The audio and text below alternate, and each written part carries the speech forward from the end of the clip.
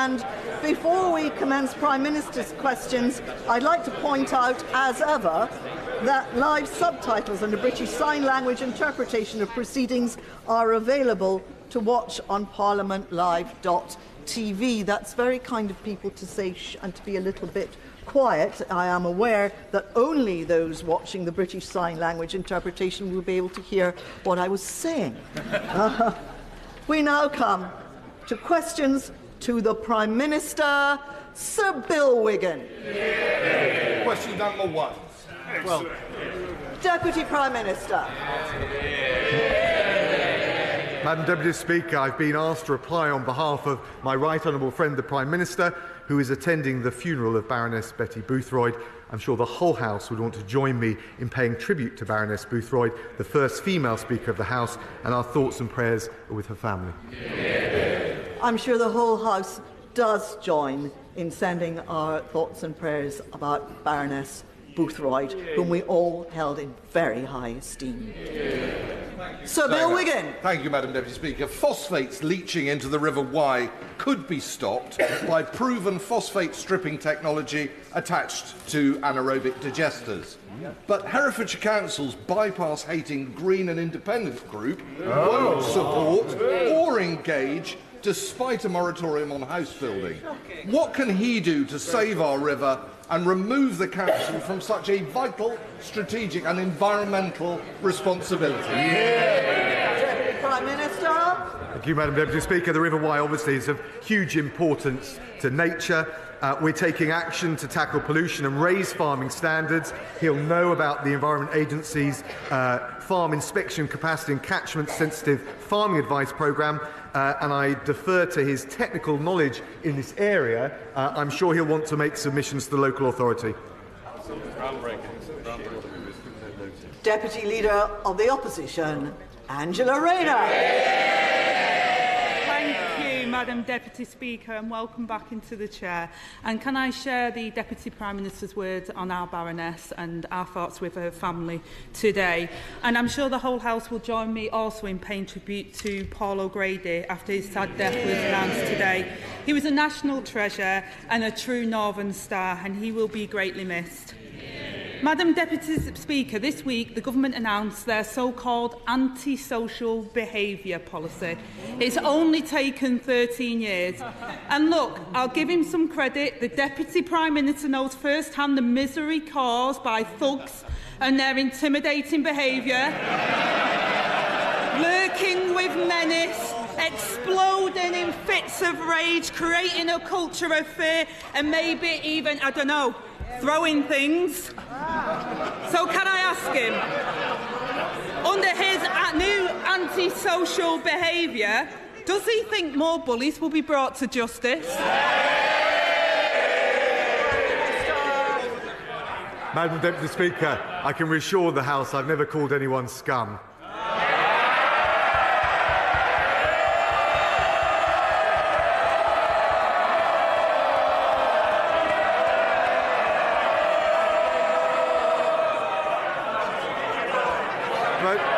But if the Right Honourable Lady is serious about standing up for communities and people who suffer at the scourge of antisocial behaviour, she'd back our plan to deal more swiftly with these issues, to make sure that we ban drugs beyond the conventional ones, give police the powers they need, and if they really want to protect the public, they'll back our plans for parole reform to make sure the murderers, the terrorists, the child killers are not allowed out free to threaten other people, and reintroduce the ministerial veto that side took away.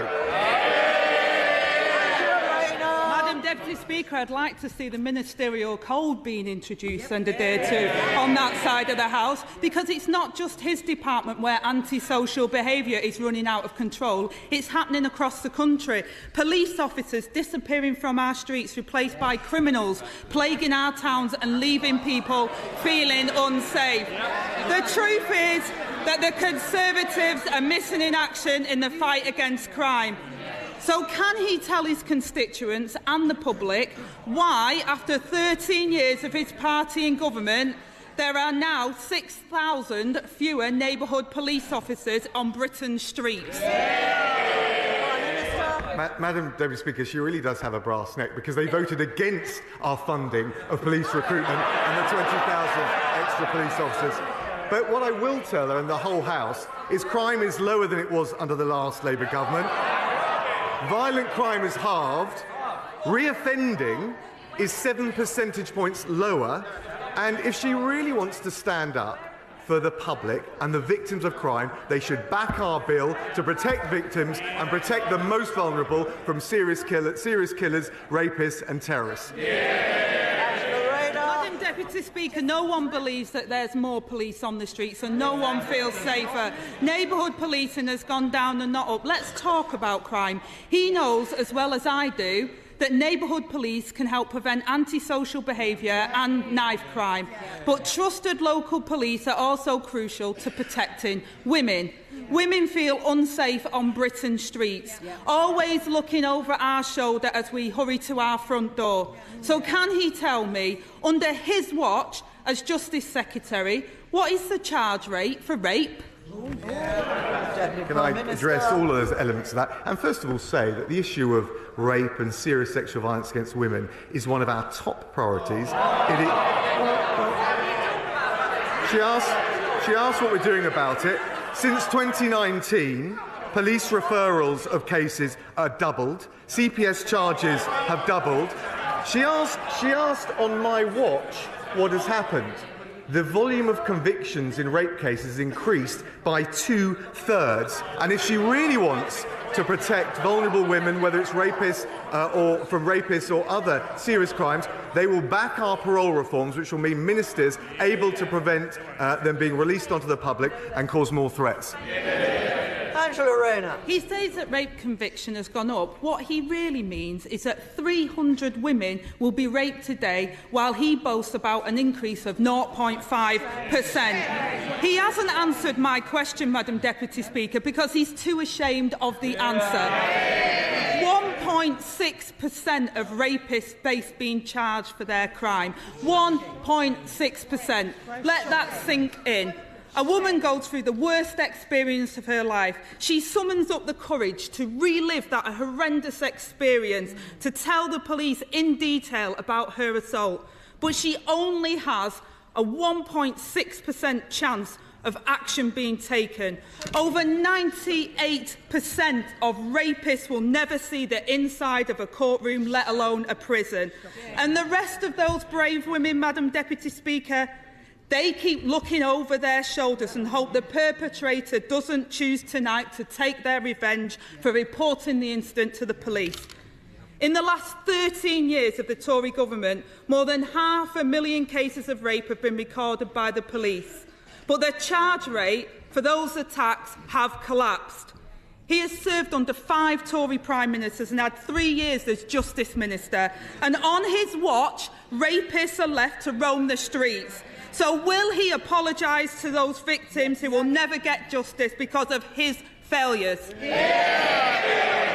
I'll first of all say to the Right Honourable Lady, the conviction rate measured by the CPS, the leader of the Labour Party used to be in charge of the CPS, he might want to point this out. Well, actually, the conviction rate has gone up. It is now at 69%. We are doing much more to support the victims of rape when they come forward. Well, they're talking a good game. In fact, we have quadrupled funding for victims since 2010. And if she looks at the latest data, the time it's taken from charge to completion of a rape case has come down by 10 weeks or 70% in the last 3 months alone. She should get her facts straight, particularly when talking about such a sensitive issue. Madam Deputy Speaker, he won't apologise for the government failures on charge rates, and 69% of 1.6%. Is that really something to boast about? Let me ask him about an issue which is directly his responsibility. On his watch, rape survivors are waiting on average more than 3 years for their cases to come to court. The Honourable Member talked about 10-week reduction. 3 years, Deputy Leader. 3 years. So 10 weeks is not anything to boast about. Those 3 years from the day of the assault to the final day of court. Is it any wonder that from April till September last year, 175 trials for rape and other serious sexual offences have had to be dropped because the victim could no longer cope with the delay. So let me ask him, when will he apologise to all those women denied justice because of his failure to sort the court backlog? Well, she ignores the impact on the court backlog of the pandemic or indeed the CBA strike. But let me tell her what we're doing. We've quadrupled funding for victims since 2010, quadrupled the funding provided by the last Labour government.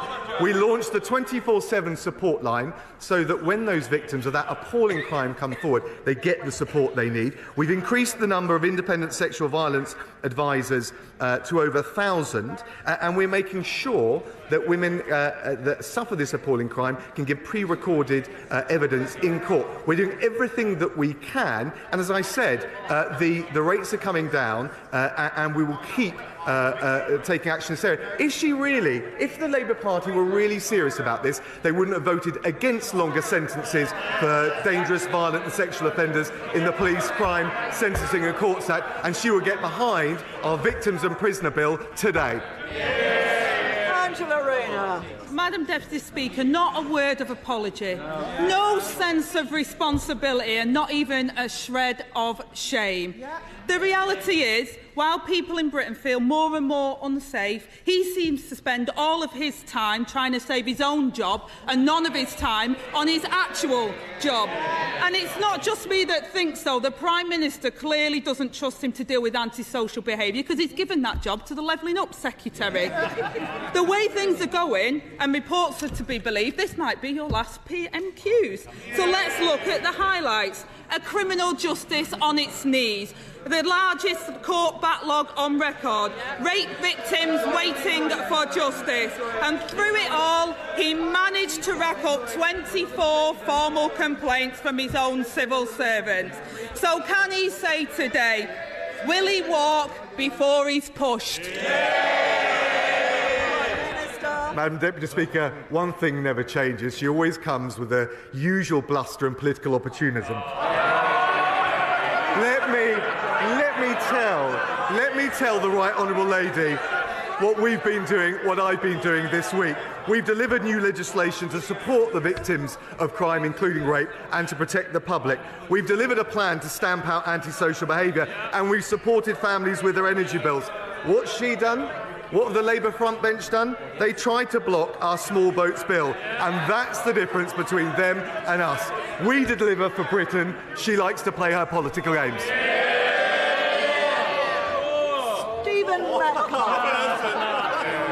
Thank you, Madam Deputy Speaker, and it is wonderful to see you in your place. As my right honourable friend will be aware, the Thames Freeport was recently given the final go-ahead to become fully operational, creating thousands of jobs and attracting millions in inward investment.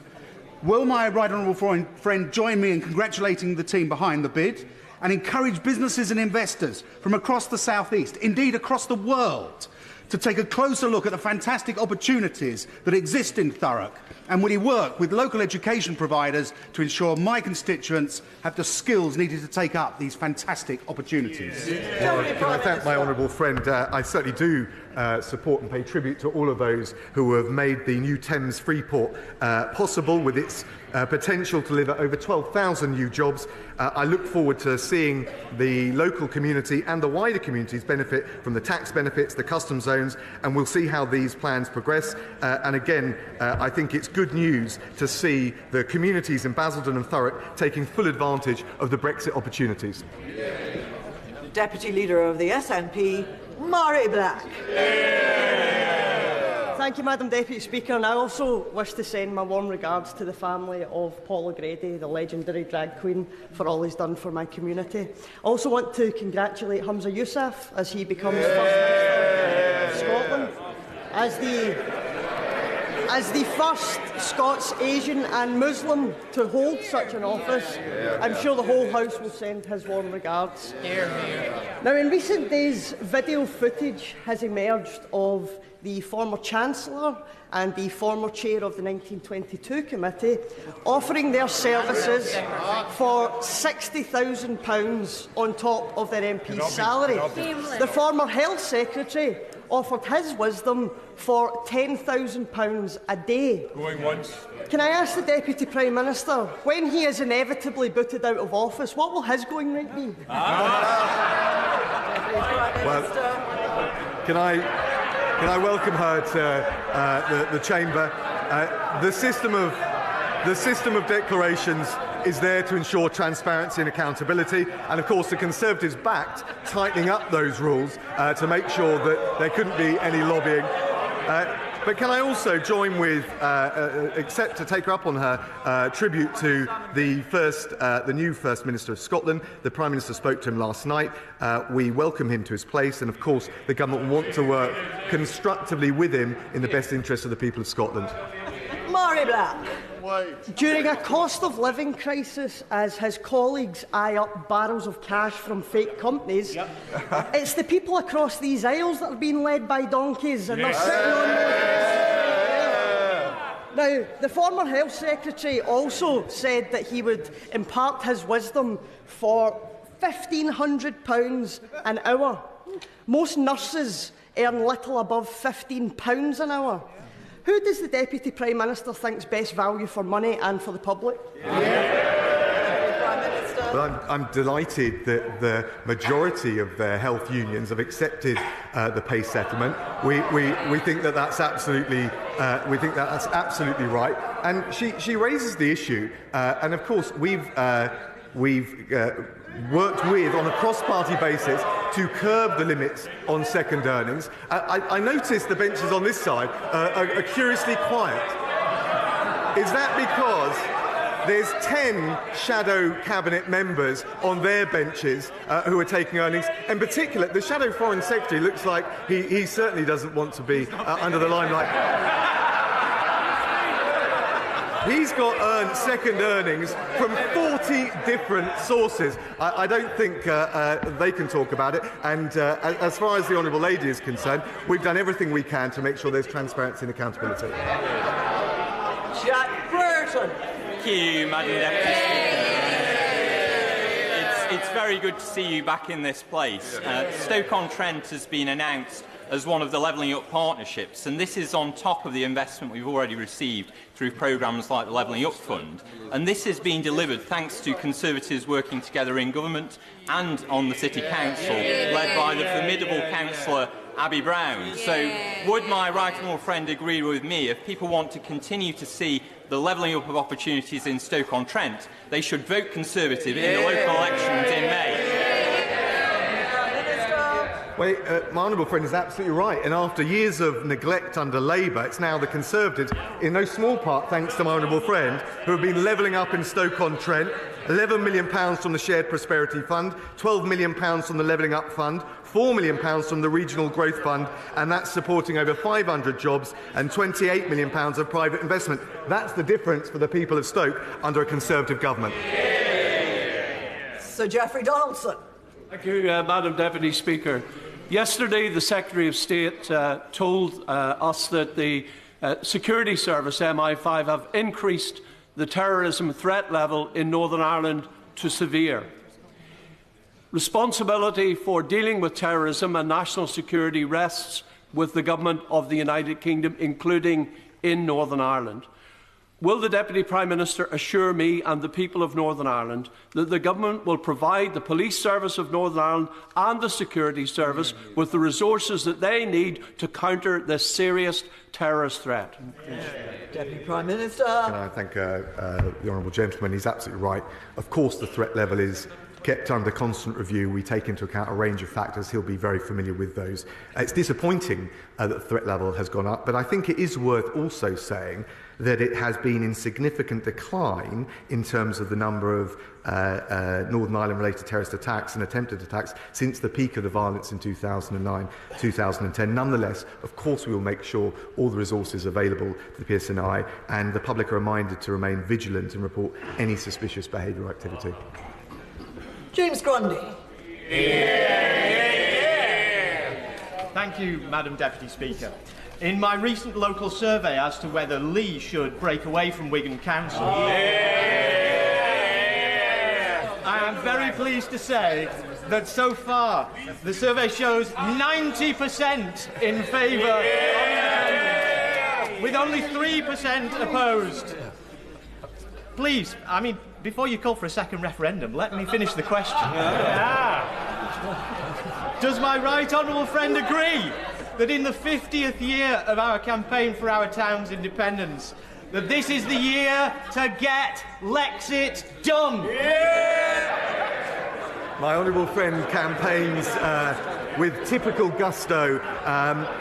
I think he knows that changing the boundaries at local authority level is subject to an independent process, but I will ensure he gets a meeting with the Minister for Local Government so he can further discuss the aspirations for Lake.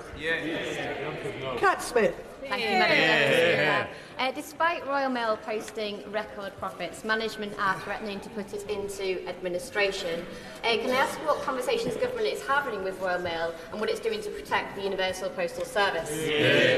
Deputy Prime Minister. It's an incredibly difficult time. Can I thank her for a question? Obviously, the pandemic has had a particular impact, but we're working very closely to make sure we can continue the service, and I'll make sure she gets a meeting with the relevant minister to discuss her concerns further. Mark Eastwood. Thank you, Madam Deputy Speaker. On behalf of the people of Dewsbury, I would also like to pay tribute to Dewsbury's greatest daughter, Betty Boothroyd. She was sorely missed. This week I visited Ravenhall School in Dewsbury and Hollybank School in Mirfield. Both do amazing work teaching children with special educational needs and disabilities. However, there is disparity in SEND standards in mainstream schools within my constituency. Would my right honourable friend join me in thanking the teachers and staff at Ravensall and Hollybank for everything they do, and could he also outline how we can ensure all our children are given the best chance in life regardless of which school they go to? Deputy Prime Minister. Can I thank my honourable friend and pay tribute to the teachers and the staff at both schools, Ravensall and Hollybank, for the amazing work they do. It's a very difficult and challenging job and incredibly important for the life chances of those children affected. He'll know that in March we published the SEND and Alternative Provision Improvement Plan with new national standards, and that's backed up by an increased specialist provision locally with £2.6 billion going into it, and that includes opening 33 new special schools with a further 49 in the pipeline. Douglas Chubb. While the Prime Minister is absent, I hope he later gets a chance to watch the BBC dramatisation the Brinksmat robbery, which was held in the 1980s, where the police team assigned to the recovery of this gold only got back half of the gold that was stolen. That sum pales into insignificance compared with the measly 1% from the £1 billion of business grants that was lost to the fraud issued by the Prime Minister under his watch when he was Chancellor. The fingerprints show that this massive fraud now lies at 10 Downing Street. To quote your former fraud minister, Lord Bolton, when will this government get its act together and step up the recovery efforts on behalf of the taxpayer? Deputy Prime Minister. Well, the instance of fraud have become much more complex with the online instance, but he will have noted the massive increase in funding for tackling fraud in the recent budget, and we're confident that will give us the resources we need to tackle this often invisible but very damaging crime. Sir Robert Neal.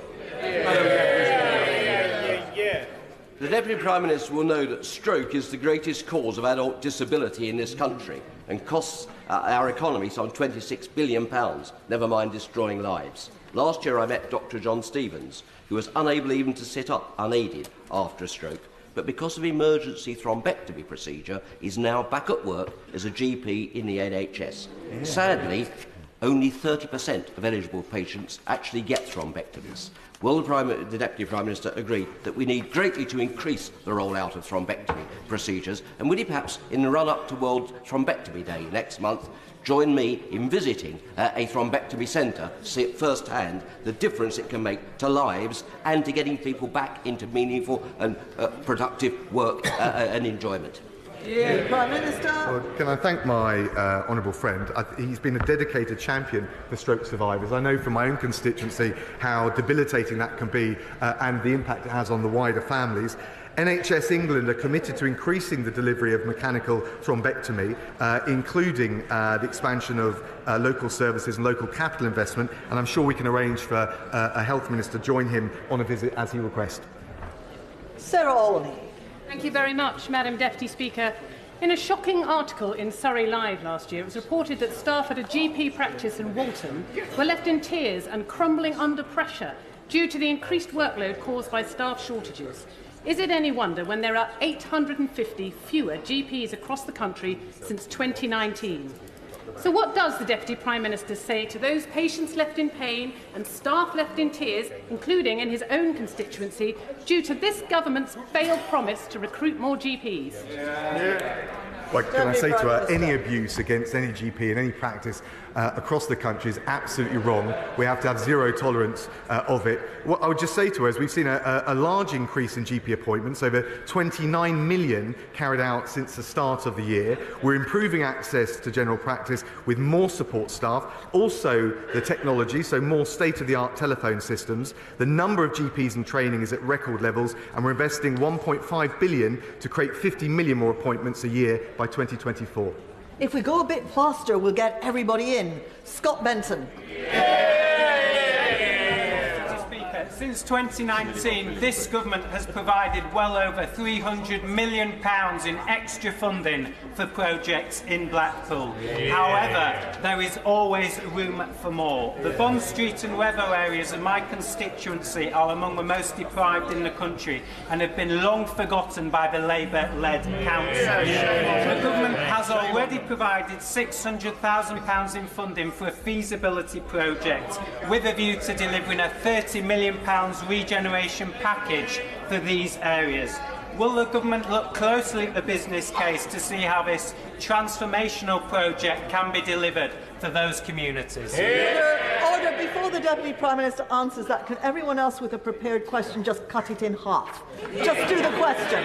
Deputy Prime Minister. Thank you, Madam Deputy Speaker. There is no one more tenacious in campaigning for Blackpool than the honourable gentleman.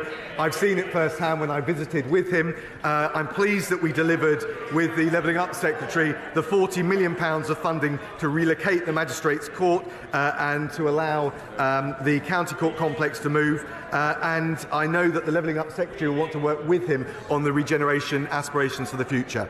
Wendy Chamberlain. Thank you, Madam Deputy Speaker. A little girl in my constituency, only 9 years old, developed a bacterial infection just before Christmas, but thereafter very distressing symptoms occurred. OCD, she has intrusive thoughts, she hasn't washed, dressed or properly eaten since Christmas. We believe this to be Pan's Panda, and although health has evolved and I am seeking support for her, part of the lottery and the antipsychotic medication that is often given in this condition, despite the fact that broad-based antibiotics have been proven to work, is because the UK, no part of the UK, has implemented World Health Organisation ICD-11. Will the government commit to looking at this so that other children across the UK don't need to suffer in such a way? Deputy Prime Minister. Can I thank the Honourable Lady for raising what seems like a very an awful case, and my heart goes out to the family involved. If she'd like to write with me about it, I'll make sure she gets a full answer and a meeting with the Minister if that's required. Caroline Nooks. Thank you, Madam Deputy Speaker. Georgia Harrison is an incredibly brave young woman who only got justice when she was a victim of revenge porn because she could prove that the perpetrator intended to cause her distress. Most victims can't, and perpetrators are using platforms to use revenge porn for financial gain. That's not covered in the legislation. Will my right honourable friend commit to looking at the case studies Georgia has compiled and reviewing this legislation to strengthen it and make it more effective? Deputy Prime Minister. Can I thank the Honourable Lady, my honourable friend, my right honourable friend, for all that she's done in this area. I know that there have been a considerable number of changes to the Online Safety Bill, not least because of her forensic attention to detail. They will include the creation of a new base offence of sharing intimate images without consent that don't require proof of an intention to cause distress. And of course the government also supports the Revenge Porn Helpline, which offers free and confidential advice. If there are any further changes that she thinks need to be made, very happy to look at them with her. Sir Chris Bryant. Thank you, Madam Deputy Speaker. I don't know whether the Deputy Prime Minister ever met Lily Savage. or has ever spent a night out at the Royal Vauxhall Tavern. But Lily was... I can take him sometime if he wants to go. I think that was a yes, actually, yes. But Lily was performing at the height of the AIDS crisis in 1987. When police officers raided the pub, arrested her amongst others. They were wearing rubber gloves because supposedly they were protecting themselves from contracting HIV from touching gay men. Lily amazingly said at the time, "Oh, lad, you've come to do the washing up. That's great." Her alter ego, Paul O'Grady, campaigned acerbically and hilariously for elderly people, for care workers, against oppression of every kind. Isn't it time we in this country celebrated our naughty, hilarious drag queens and comics of every kind who inspire us to be a better and more generous nation? Can I thank the honourable gentleman? I totally agree with him. And Paul Grayson was an incredible comic, but he also... But Paul O'Grady. But in terms of Lily Savage also, I think some of that comedy broke glass ceilings and broke boundaries in a way that certainly politicians would struggle to do. So I agree with that. I also think it shows how we need greater, more rambunctious free speech, and we need to avoid the wokery and the limitations on comedy, which I'm afraid both of them would have had no time for. Dame Caroline Dinage. Very much, Madam Deputy Speaker. I'd like to associate myself with the words of the honourable gentleman from Rhondda. Paul O'Grady was a great champion for animal welfare as well. Madam Deputy Speaker, the biggest cause of death for children in this country under the age of 14 is cancer. As she knows, I've been calling for a childhood cancer mission to radically change how we detect, how we treat and how we care for children with cancer. Everything from genome science for detection right the way through to 7-day-a-week play facilities in children's ward. The Health Secretary's been brilliant. He's met with me and has been really positive on this. But will the Deputy Prime Minister restate the government's support for a childhood cancer mission? Deputy Prime Minister. Can I thank my honourable friend? I certainly will. And the suffering that any child must go through when they get a condition like cancer at such an early age, difficult to believe, and the pressure on the families, incredible. So I thank her for her work. The DHSC will publish a major condition strategy to look at improving outcomes and experience for all cancer patients, but including in particular children. I can't preempt that, but I know it will draw on previous work, including submissions from the various childhood cancer charities. And again, I pay tribute to the work that they do. Stephanie Peacock. Thank you, Madam Deputy Speaker. My 6-year-old constituent Daniel has cerebral palsy and mitochondrial disease. He has received palliative care from the Bluebell Wood Children's Hospital, who were forced to temporarily close last year due to staffing pressures. They have ongoing concerns about rising bills. Will the Deputy Prime Minister reassure Daniel's family that he will receive the palliative care he requires as and when he needs it?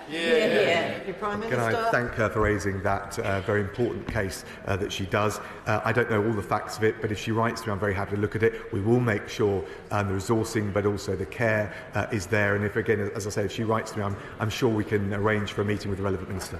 Wendy Morton. Madam Deputy Speaker, the inclusion of the West Midlands as a hotspot trailblazer police force area in the antisocial behaviour action plan is really good news. Could my right honourable friend outline, though, how communities such as those in my constituency on the periphery of the West Midlands will see and feel the positive difference that this will bring, and that we won't simply see a redirecting of our valuable resources by the Labour Police and Crime Commissioner into other parts of the West Midlands? Deputy Prime Minister. Well, can I thank my right honourable friend? She raised a really important point. The antisocial behaviour action plan will help us crack down and make sure on antisocial behaviour and make sure that those responsible conduct and undergo repairs within 48 hours, things like cleaning up litter and graffiti. In terms of the West Midlands enhanced hotspot, I'm delighted they'll be getting that additional funding.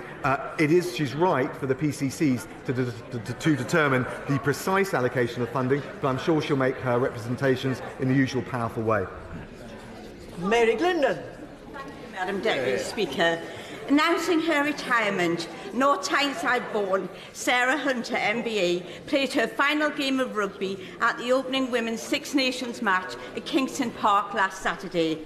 Sarah is the most capped international rugby player in the world, a true professional, great ambassador for her sport and an inspiration to so many.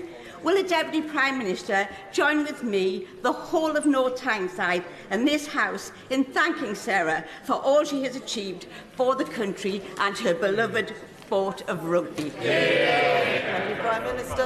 Can I thank the Honourable Lady? She's absolutely right. I pay tribute to the trailblazing record of Sarah. I had the opportunity a few years ago to watch the England female rugby team. I was blown away, and we look forward to her and them going on to bigger and better things.